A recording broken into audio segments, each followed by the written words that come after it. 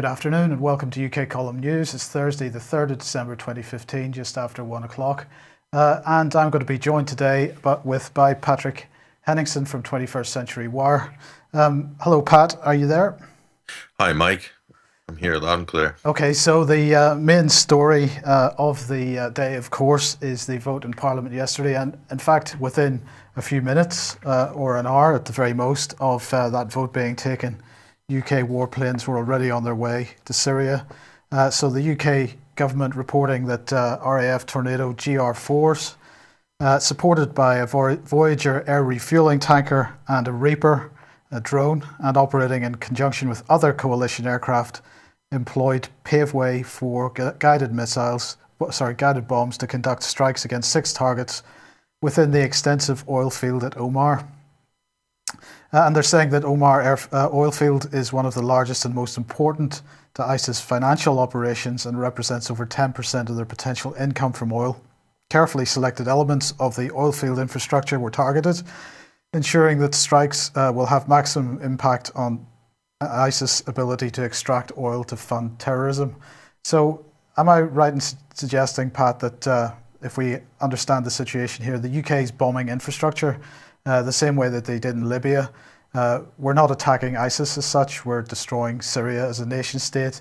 And of course you might say that Russia has done the same sort of thing, but the fact is that Russia has certainly more likely to be in a position to rebuild afterwards. Is that not the case? You could definitely look at it that way, Mike. So a competition, if you will, to see who can destroy and then rebuild Syria, or get the contracts to rebuild which private corporations. That was absolutely the plan.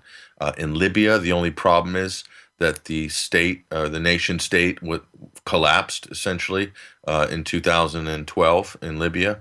Well, it was not a functioning nation state at any point once the government was taken out. And a lot of areas descended into sort of local tribalistic, warlordistic, and now Al-Qaeda-istic or ISIS-istic, as the case was we found out last week. So corporations was no longer safe to do business in, basically, although there is business being done there. And in the same with Syria, there will be business being done no matter what. As we can see, for the last 18 months, there has been business, quite a lucrative business, in fact, transpiring in Syria. So you can't tell me or anybody else who's actually looked at this story after 18 months that the so-called anti-ISIL coalition hasn't been able to take out these oil transport and distribution capabilities by this terrorist organization, especially the United States, which often boasts about its satellite technology and how it can read your license plate. You can ask a guy who's been on your show before, Mike, Ian Puttick. Ask Ian Puttick what he believes that the U.S. couldn't have spotted 50 tankers per day transiting over the Syrian-Turkish border with the satellite imagery. He'd be able to tell you that, of course, they could. They could read his license plate.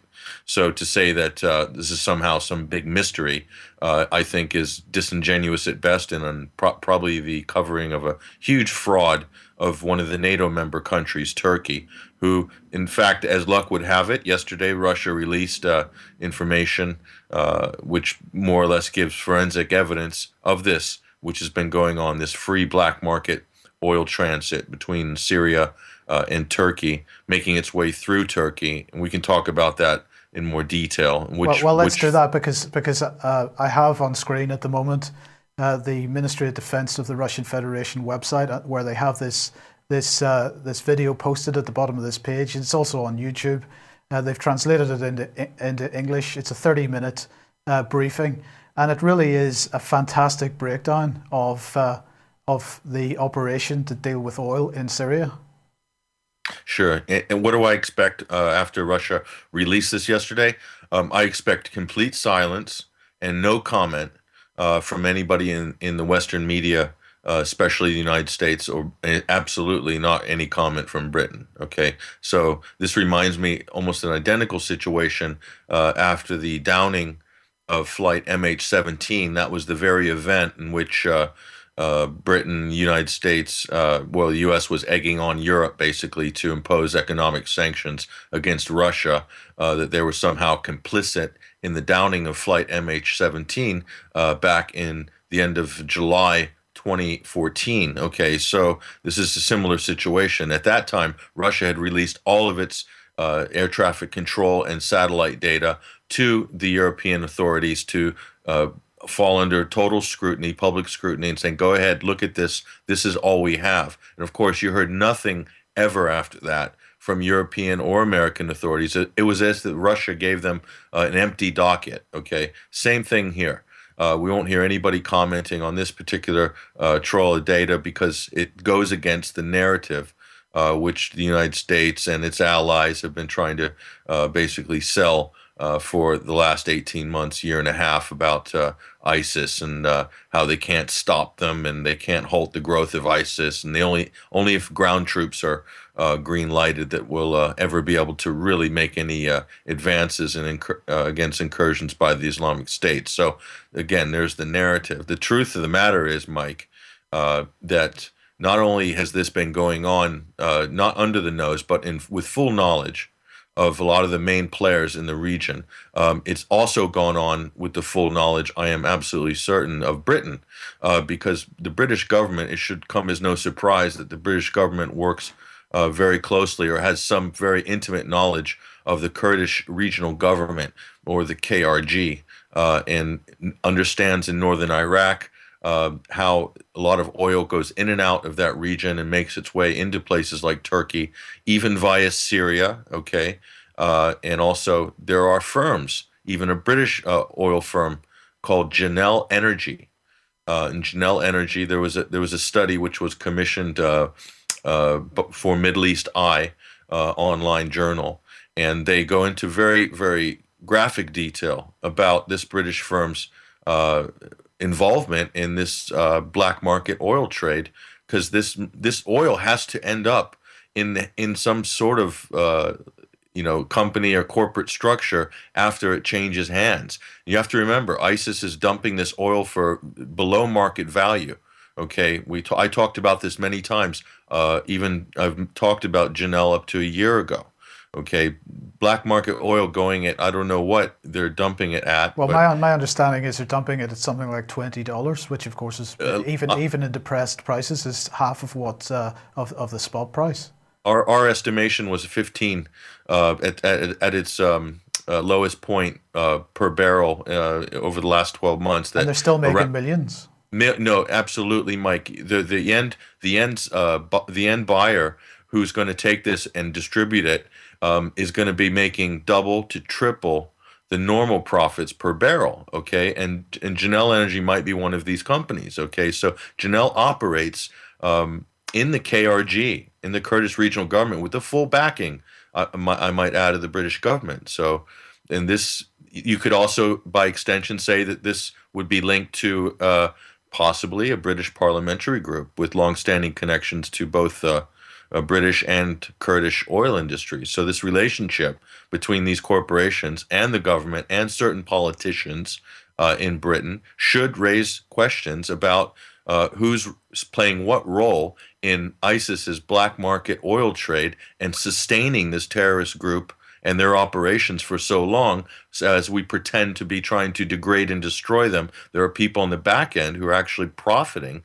Not only is ISIS getting cash, but there are people profiting hugely off this trade, this illicit trade. As with the arms, the weapons trafficking, and the human trafficking, which Europe should know enough about right now, the narcotics trafficking in terms of Capticon and amphetamines. You could even say a lot of heroin is passing around Kobani and some of these border regions between Syria and Turkey. And the Kurds also are not angels, okay, Mike? Speak to any law enforcement officer in Germany, and they'll tell you a little bit about organized crime in Germany and what role Syrian Kurds or Kurds play in that sort of scene. So what I'm saying here is there's a lot of beneficiaries, a lot of profiteers in this picture. It's a very muddy picture. There's a lot of black market transactions and a lot of money making its way back to terrorist groups. And this is all done with the full knowledge and even in some cases the full facilitation of governments like Turkey, which is a NATO member. Okay, so I think United States as well should be very aware of a lot of this activity for a long time. U.S., Britain, and European countries have the power to basically choke off the financial uh, beneficiaries with regards to the ISIS black markets and so forth. Okay, that should be priority number one. This was brought up during the parliamentary debate by a number of members of parliament, quite rightly so, and seemed to be completely ignored in favor of, hey, we need to do something. We need to stand with our French allies, so we need to basically show off our new military hardware items like brimstone missiles, tornadoes, typhoons, or whatever. This is basically a giant marketing exercise for the British defense industry, and I think that is, to me, that seems to be the priority of this government, is to show off its hardware, even though it will make no military impact whatsoever if you just consider that the United States is already involved. It won't make any impact military or whatever, but it'll make a huge public relations impact for this government that's very keen to project power and to project its place in the new, perhaps the new European army. This is a subject that we've covered. I know you've covered as well. Yeah. We can get to that later, but there's a lot of different roads that we can go down in this conversation, but I don't think any of them are very nice roads. Indeed, absolutely not. Right. Well, look, we can talk a little bit more about why we might be doing this in a moment, but let's just have a look at some of the characters involved, because of course David Cameron led this, despite everything that's gone on over the last few weeks. He led this call for the vote in Parliament, and he said afterwards, as you might expect, that was this morning. I believe the House has taken the right decision to keep the UK safe. Military action in Syria is part of a broader strategy. So we'll talk about this so-called broader strategy in a moment. But I just wanted to highlight the hypocrisy of this, because of course on the 4th of October, what Cameron said was Russia's bombing campaign in Syria is going to make the region more unstable. It will lead to further radicalization and increased terrorism. So, Patrick, how can he have it both ways? Well, what he's saying that British bombs are have a less potential to radicalize the end recipients on the ground than Russian bombs do, apparently. So apparently, Russian bombs are more prone to creating radicals than British bombs. This sort of convoluted doublespeak is, I mean, one of the one point alone in this whole run up to this drama, which unfolded in the House of Commons last night. Okay, the one point that should stick out to anybody is here's a political leader that made a public statement boasting about 70,000 moderate rebels in Syria that were just waiting to be coordinated with by Harry Flashman and his light brigades or something like this. So it's just total imaginative, creative, uh, you know, fantasy sort of version of facts on the ground. And the reason we have a leaders doing this is because the West is not dictating facts on the ground in Syria, and they won't be.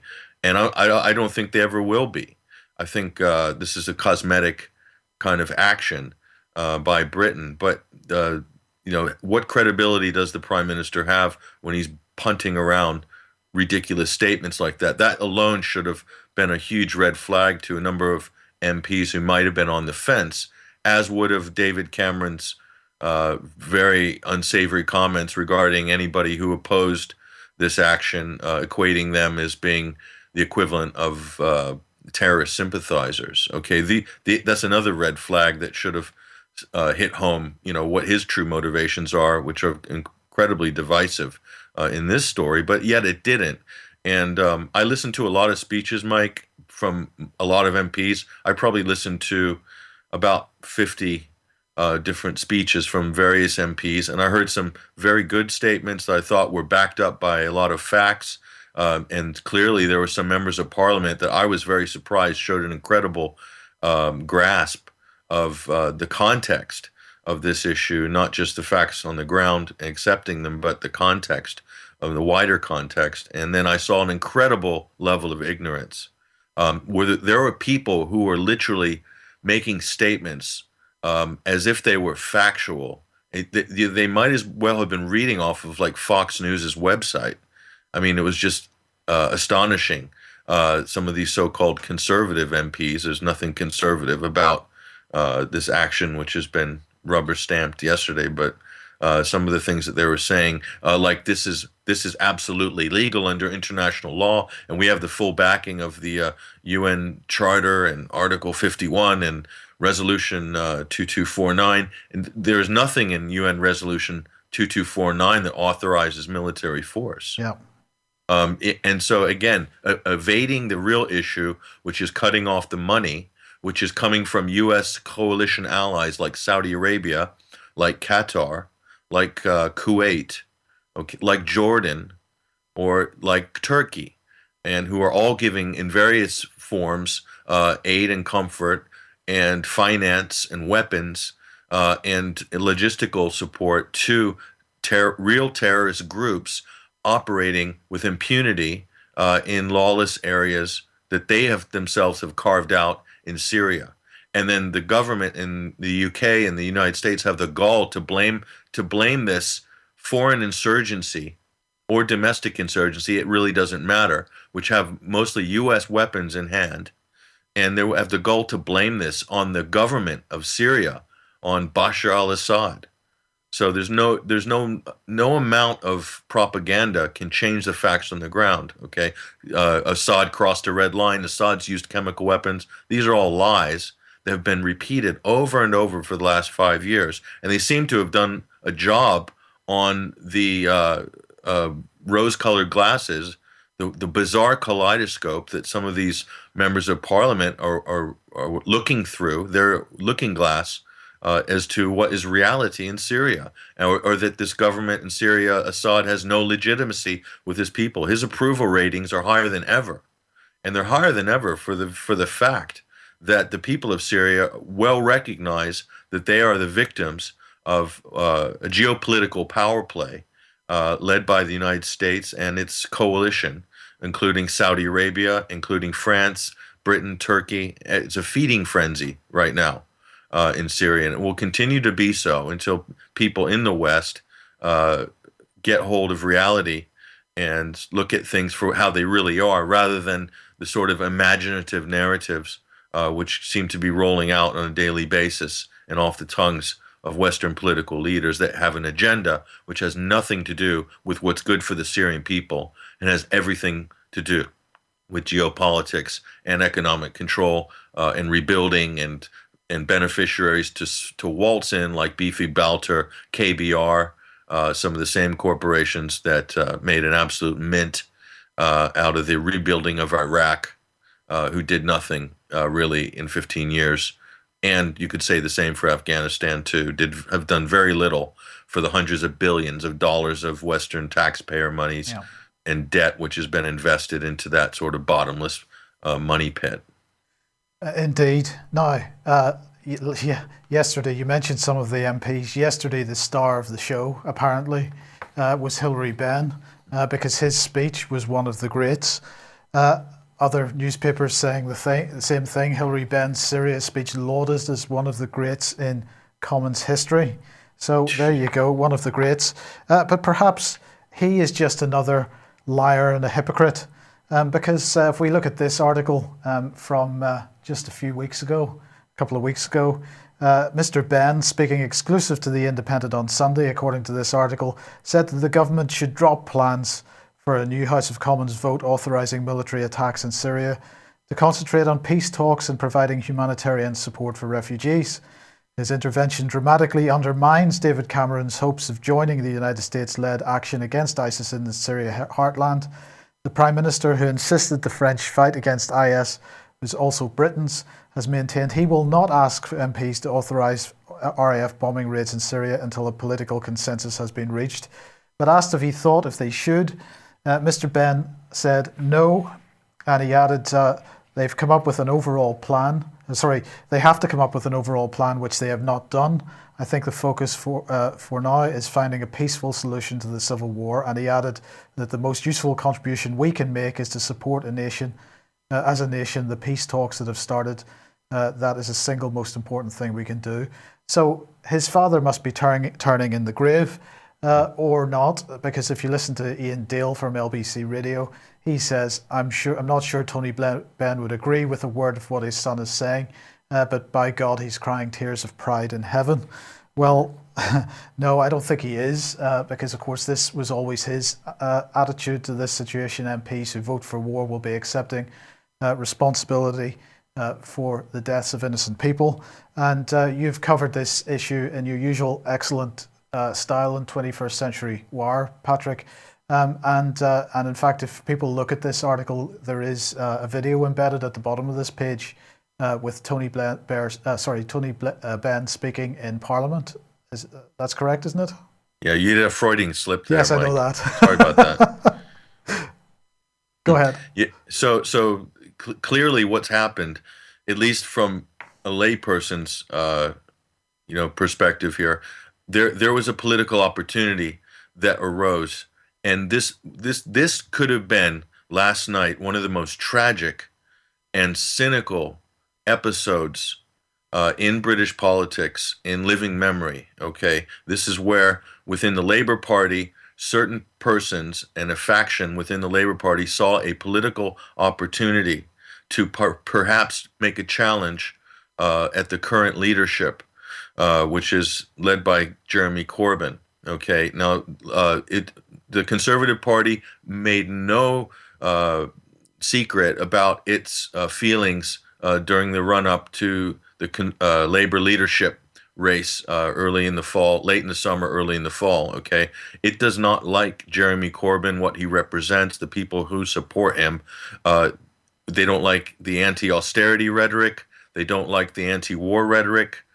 They don't like the civil liberties rhetoric. Okay, and so here you have this Blairite faction in the Labour government, who to me looks to be led by Hilary Benn, seizing upon an opportunity to perhaps use this to gain ground, to challenge for the leadership. I can't see any other way to translate what I'm looking at here, Mike. That's I have what to happened. say I completely agree with you, Patrick. But at the same time, many people would say they wouldn't do that, would they? That would be particularly cynical and callous.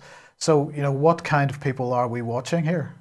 Well, they wouldn't do that, but they just did, okay? Because and you've even pointed out right there, you've given us a statement from Hilary Benn, and not very long ago, that completely contravenes everything that he did yesterday, okay, and everything that he said. So there was nothing, in my opinion, that was much factual which came out of the mouth of Hilary Benn yesterday. He might as well have been on the other side, forging a new coalition, replacing Nick Clegg to be the latest steady date for the Tory party in some sort of new lab conservative coalition. There's no other way to look at it, but it's really sad because this is a case of putting politics ahead of human life, putting politics ahead of what's right, what's moral, what's ethical, and in the end, Mike, history will judge this action because it comes down to what's legal,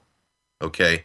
And this is here is the bottom line with regards to the big picture. There's a lot of people out there, even on the Labour side, that couldn't muster up the political will, or on the forget about the Conservative side, but couldn't even muster up the political will to basically put Tony Blair to some level of public account with regards to the Iraq War. And we see this inquiry, or this that has been dragging on for over a decade, or however long it's been.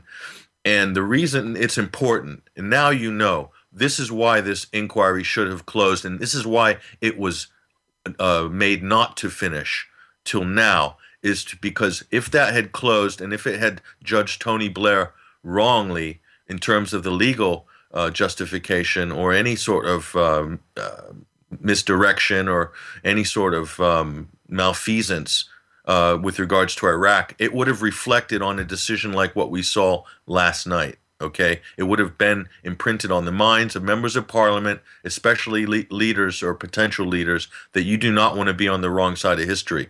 By sweeping that whole affair under the rug, it's basically given a free pass to anyone in the future who wants to do exactly the same as what Tony Blair did in 2003, however illegal and however twisted and however criminal in terms of war crimes or international law. Okay, they've opened that up, given a free card pass to anybody in the foreseeable future. This is the problem with not holding your leaders to account in history. This is why it matters, even if it's a decade later, Mike.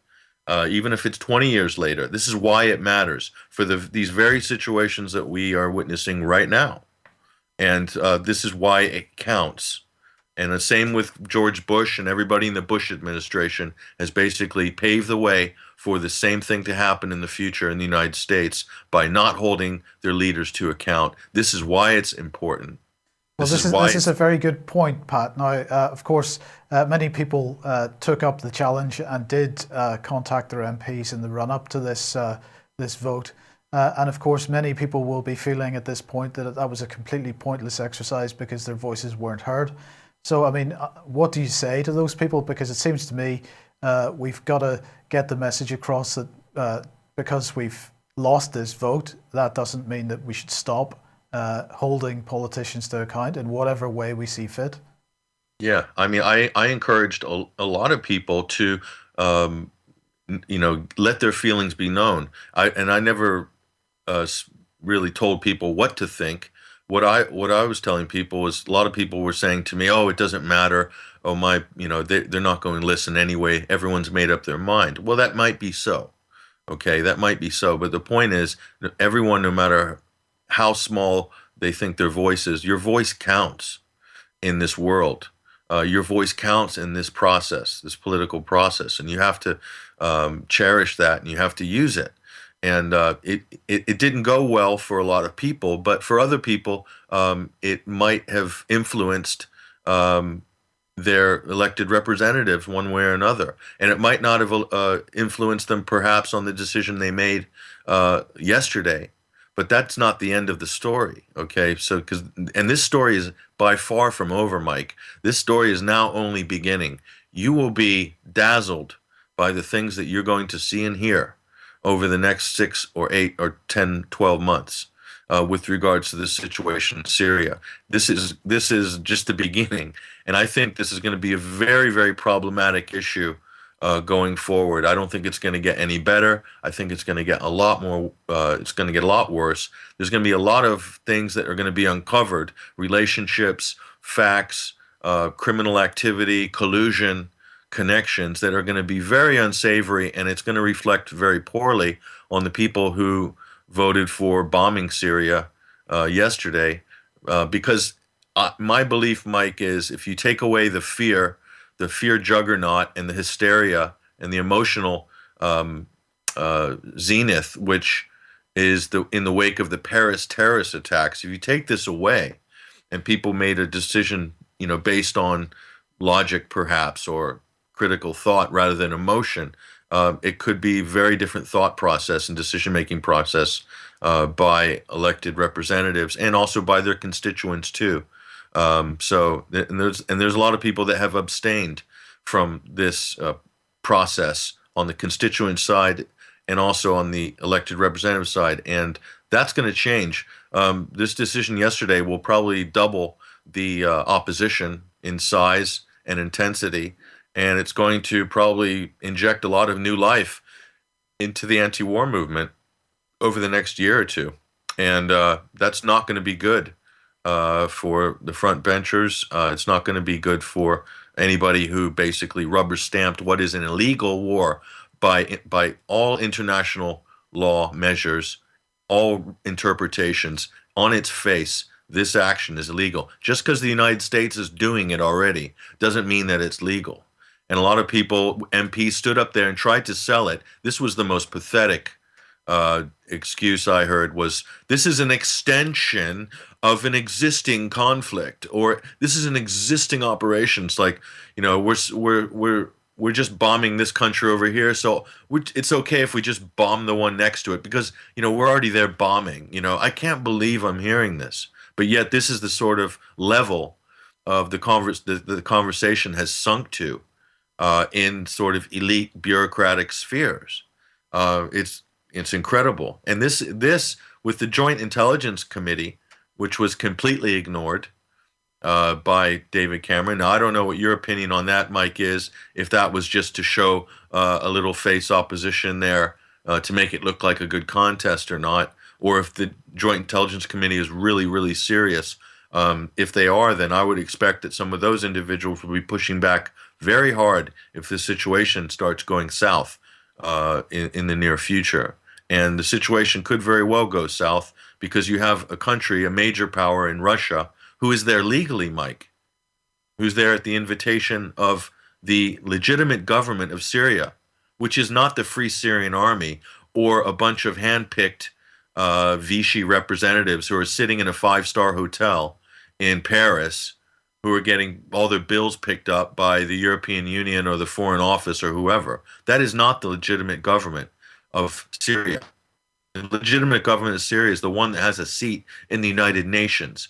And when you take and you discard international law and you have a sort of international environment of lawlessness and international anarchy, the type which we saw in maybe in 1939, this threatens the people who collude in this sort of activity, threaten the United Nations itself in the same way that countries who waged undeclared wars of aggression in 1939 or 1940 threatened the existence of the League of Nations at that time. And what followed was a world war.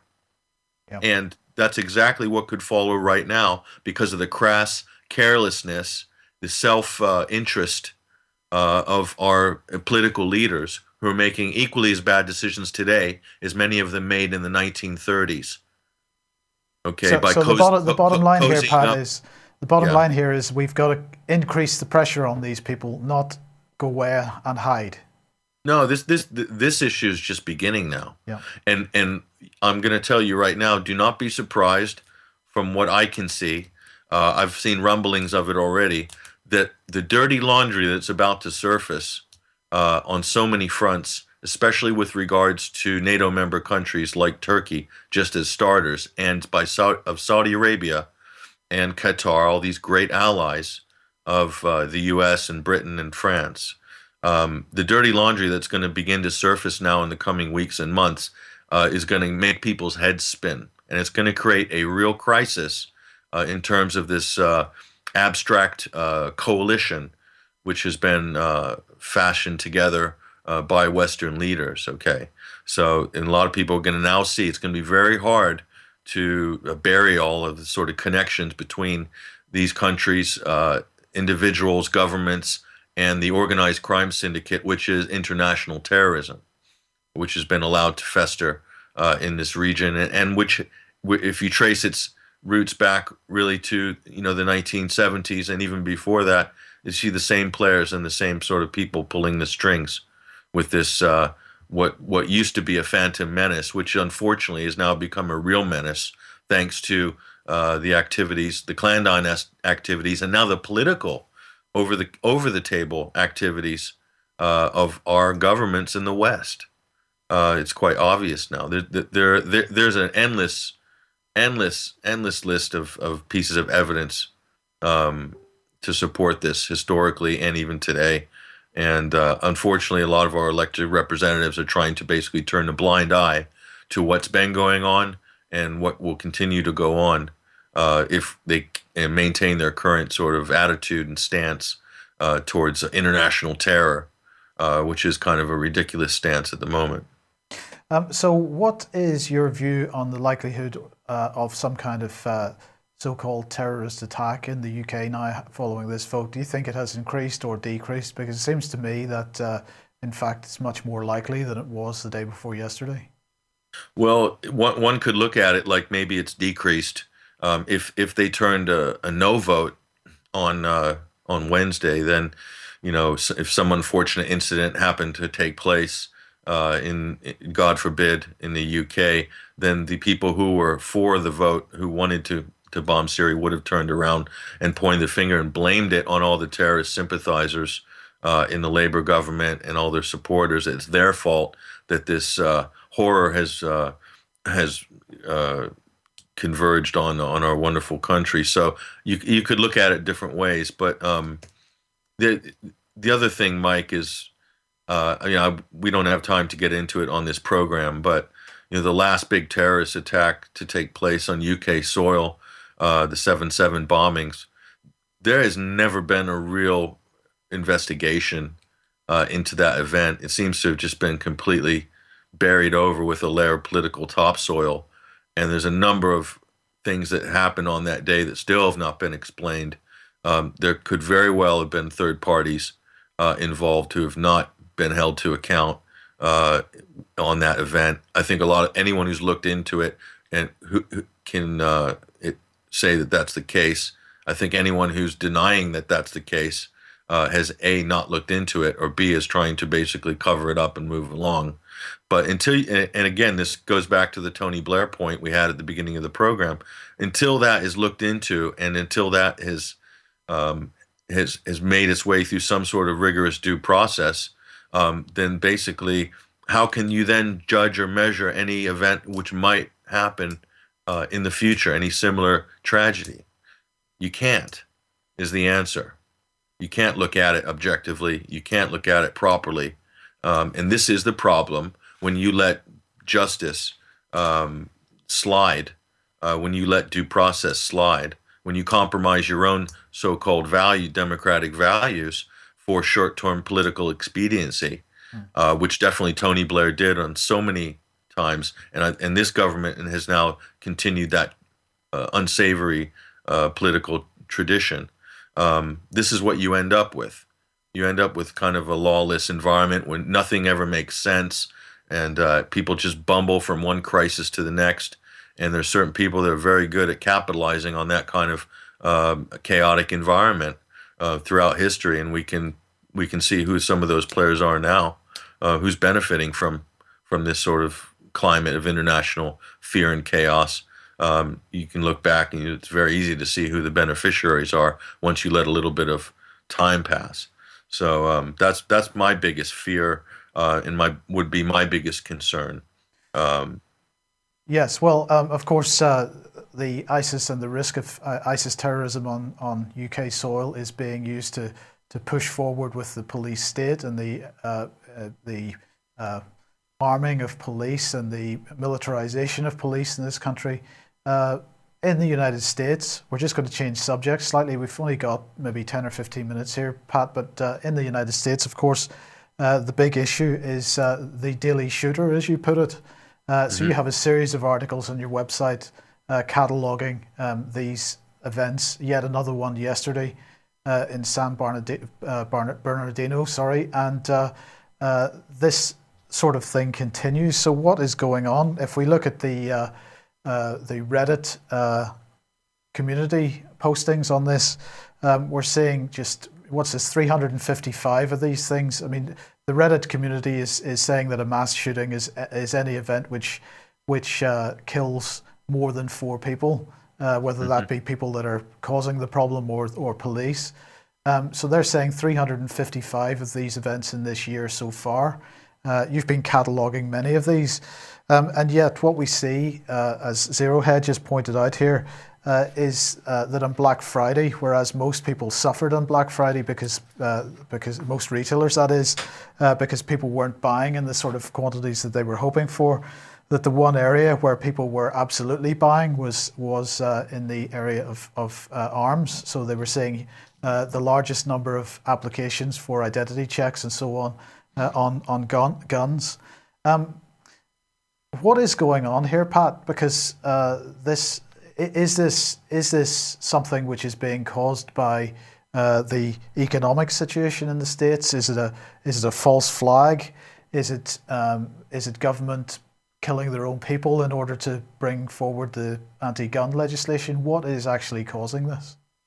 Well, let's just start by building a very short segue between our last conversation and this phenomena which you've just described so well. This current attack that we're looking at yesterday, this daily shooter event, as I like to call it, is being blamed already by probably the majority of online media coverage and most of mainstream as being ISIS related. They've already made that connection in the media, even though there probably isn't any forensic evidence to support that. Okay, so this is the same. We heard a lot of MPs get up in Parliament yesterday and say that ISIS has attacked, has taken down this Russian airliner in the Sinai Peninsula. ISIS has carried out the Paris attacks. ISIS has carried out the bombing in Beirut. ISIS has done this, ISIS has done that. And when you really look and drill down into it, especially with Paris, there is no forensic evidence whatsoever to put the Paris attacks completely under an ISIS heading. Okay, ISIS is a loose brand. It's something, a sticker that you can just stick onto any situation or any event, and then all of a sudden it takes on this whole huge other geopolitical narrative. Okay, it's all too convenient just to slap the ISIS sticker, the same as slapping the Al Qaeda sticker on it and Al Qaeda affiliates. Okay, so this is what's happened in America yesterday. Is a lot of people have already characterized it as an ISIS attack. Why? Because some of the participants have got Muslim names in this shooting. Okay, now you pointed out correctly that the end result of all of these mass shootings in America, we're moving to U.S. politics now. The end result is after every mass shooting will be, and partly is because of the president injecting himself into the conversation about calling for gun control. In this case, President Obama injected himself while the event was going, Mike. We have a sitting leader in the United States, a president, who's injecting himself into a fluid news story as it's breaking and giving his basically political agenda. I mean, it was unbelievable. Normally, he would wait till after at least some of the dust settles, even give it a few hours. No, this time he was on it with CBS News. President Obama was on this as it broke. Okay, he doesn't have any idea who did it, why they did it.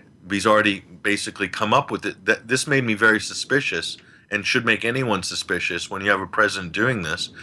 Is maybe there is an agenda below this. The end result is almost always a spike in gun sales and ammo sales in the United States. So as the left, you have, this is an amazing daily shooter event in San Bernardino. You have the left wing who are all basically calling for gun control, and then you have the right wing who are all demanding U.S. boots on the ground in Syria as a result of this daily shooter event in San Bernardino. If you look at this from a social engineering point, it is absolutely almost perfect in its shape and its scope. It covers all sides of the sort of political paradigm in terms of fear and hysteria. It's a genius if you wanted to really manipulate the political scene in the society in the United States. This event basically has done it.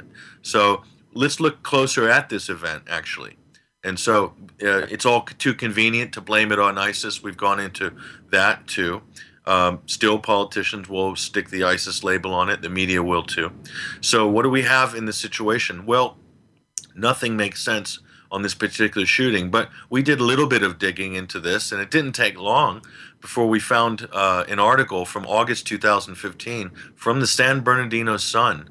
And this was a controversy which is broken out between the Council on American Islamic Affairs, called CAIR, which is a high profile Islamic advocacy group in the United States, and the FBI over the issue of confidential informants. And we have, in this case and a number of other cases, informants being paid in the hundreds of thousands of dollars to inform on other Muslims in America, and given all sorts of favors and perks for that, including immigration status, fast tracking their citizenship, cash, and lots of other things to basically work various FBI terror cells and plots that involve Muslims in America. And if you really want to drill back to probably one of the most defining events in this unsavory little trend in the U.S. law enforcement. 1993 World Trade Center bombings, which are still reported as a Muslim terror event by U.S. many clueless people in the U.S. media. The 1993 World Trade Center bombings were an FBI sting operation whereby the FBI provided the material, the bomb making material, the know how, provided the driver of the van, and we're supposed to basically call it off at the last minute. And for whatever reason, someone in the FBI had given the green light for this bombing to go ahead at the World Trade Center in 1993. And of course, the bombs went off. Okay, this was reported at the time by even the New York Times. But for some reason, this reality evades the memories or the brains of politicians and people in the so-called mainstream media who are still characterizing it as kind of an Al-Qaeda operation. Okay, that is proof positive that a number of these so-called stings and terror cells, which are using confidential informants, paid informants, and here we have the situation in San Bernardino, that when you really look at it, you look at what was going on in that region. The brother-in-law of one of the deceased so-called gunmen yesterday comes out in a press conference with guess who, before any information is really released by the police, comes out, his name was Farhad Khan, a Pakistani American, comes up in a press conference with CAIR, the Council on American and Islamic Relations, and basically apologizes for what his brother-in-law has done and to all the victims' families before anybody knew what happened. And so this should lead anybody who's really going to look into this case to ask the question: is Farhad Khan a confidential FBI informant who basically realized that something very wrong had just gone on, and some people have been killed? The gunmen have basically killed a man and a woman have been shot dead in a black SUV, and we're meant to believe that hours after the shooting that the shooter somehow drove back to the scene of the crime where there was over 1,000 personnel and hundreds of armed personnel from 12 different federal, state, and local law enforcement agencies, all who were mobilized within 90 minutes of the emergency call, 3 mobile command posts, a dozen armored MRAPs, 3 helicopters, bomb squads, 5 different SWAT teams, hundreds of vehicles on site, and they drive back and then end up getting killed by the police with a helicopter overhead. Right, because in your article, you say in this article under the caption for the image that unfortunately we can't see there, it says the later shootout was perfectly positioned for a television news chopper to capture the drama unimpeded for national audiences. Yeah, well, that's true, Mike. But the only part of that footage that no one's ever seen to date is the shooting of the alleged gunmen, a man and a woman. We're meant to believe a woman, a Muslim woman, dressed up in body armor and battle fatigues and a ski mask, and shot up a government disabled services facility with her partner. Still, we have no footage with the chopper there, everyone there. You'd think that they'd have some footage of them removing the bodies from the SUV or them being shot. You don't. You have a shot up SUV. So again, very little evidence to support what is the official narrative, but a whole lot of evidence to support that there seems to be more to this story than meets the eye. And I do encourage people to look into it more. Certainly will be looking into it more. And I think there's a lot of, very not so nice connections here between perhaps confidential informants who might be involved with this particular situation. So it's a very, very odd and dangerous practice, which has been used time and time again to synthesize domestic terror cells in the United States by using Muslim Americans. And in most cases, when these stories actually come out, it looks as if the whole situation would not have happened if not for the involvement of a federal agency. So this is what they call synthetic terror, created, not organic, not grassroots, not at all. And is this what we're looking at here? I'm not sure, but certainly it's got all the hallmarks of it, and the links are there. Indeed. Right. Well, look, we're pretty much out of time. Patrick, thank you very much for joining us today once again. Your insight has been spectacular as usual. Everybody in the chat box really appreciative. Thank you for joining us. As we said yesterday, there'll be no UK column news tomorrow, but I hope everybody has a good weekend, and we will see you at 1 o'clock as usual on Monday. Thanks again, Pat.